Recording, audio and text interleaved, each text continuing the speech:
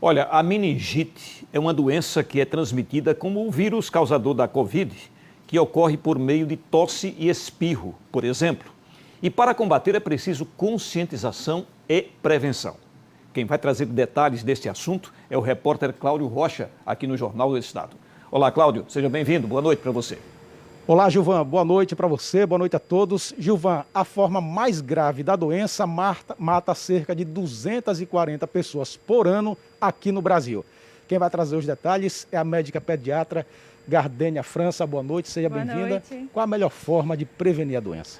Bom, a melhor forma de prevenir a doença hoje em dia é com a vacinação, né? E além da vacinação, medidas de higiene, como lavagem de mãos, evitar compartilhar objetos pessoais, né? Cuidados básicos de higiene mesmo. Existem quantas formas de meningite? Existem várias formas de meningite, as principais são as bacterianas, que dentre elas existem vários subtipos. Existem as meningites virais, existem as meningites por outros micro-organismos, como protozoários e fungos também. Como eu falei, são 240 mortes por ano, aparentemente é um número baixo, mas é uma doença perigosa. Isso, é uma doença perigosa, né? Se não for feito o diagnóstico rápido, principalmente nas formas bacterianas que são mais graves, para que possa ser feita o tratamento de imediato com antibióticos, muitas vezes elas podem ser fatais, né? Mas já as virais, elas têm uma evolução mais benigna, muitas vezes autolimitada, e que muitas vezes o tratamento pode ser feito até em casa ou de suporte se precisar controlar sintomas. Doutora, quais são os sintomas mais comuns? Sintomas mais comuns em crianças pequenas são irritabilidade, inapetência, febre, aquele choro que nada consola.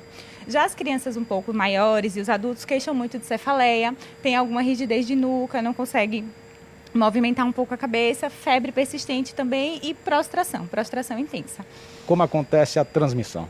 A transmissão é dada por gotículas, principalmente, né? Então, a gente está bem escolado agora com o coronavírus, então a transmissão por gotículas em ambientes fechados, contato com outras pessoas doentes é a forma mais comum de pegar. Então, a transmissão igual da coronavírus?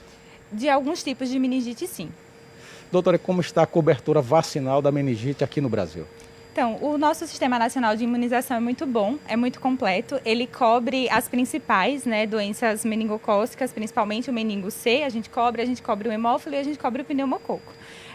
Os subtipos que o SUS não cobre, que é o meningo B e o ACWY, no caso, que são as vacinas do particular, elas é um subtipo menos frequente, mas de gravidade bem relevante também. A senhora falou também rigidez na nuca, isso também pode ter alguma relação com estresse, confundir essa situação? Não, porque no estresse você não vai ter os outros sintomas, né? No quadro de meningite você vai ter uma queda importante do estado geral, vai ter uma febre persistente, que são sintomas que a gente não costuma ver por estresse, por exemplo. Quais são os sinais, os cuidados, principalmente que os pais devem tomar? Então, os pais têm que estar sempre atentos, né? No seu filho você conhece como é que ele é no dia a dia, então caso ele esteja mais caidinho, principalmente na ausência de febre, né? Passou a febre, ele continua caído, continua prostrado, inapetência, queixando muito de dor de cabeça, oscilação do humor, irritabilidade importante, dor assim para baixar a cabeça, é bom levar no médico para dar uma avaliada, é importante procurar o pronto-socorro. Doutora, nesse período do inverno que vai chegar, a preocupação aumenta? A gente sempre tem que estar atento, porque as doenças são sazonais, né? Então, é uma doença que é frequente, a gente tem que estar atento o tempo inteiro, mas com a cobertura vacinal, né, a gente tem mais predominância hoje em dia das meningites virais, que a maioria não é grave, mas caso aconteça esse sintoma, sim, é bem importante estar atento. E o tratamento? O tratamento, na maioria das vezes, se for viral, é de suporte. Já as bacterianas, a gente precisa internar, precisa fazer isolamento, tem que fazer antibiótico na veia, né? Até porque, para ter o diagnóstico, é importante ir ao hospital, porque tem que fazer a coleta do exame do líquor, que é um exame relativamente simples para a gente médico e que vai dar um diagnóstico preciso. Doutora Gardênia, muito obrigado pelas informações, uma boa noite. Gilvan. Obrigado, Cláudio. Obrigado, doutora Gardênia também.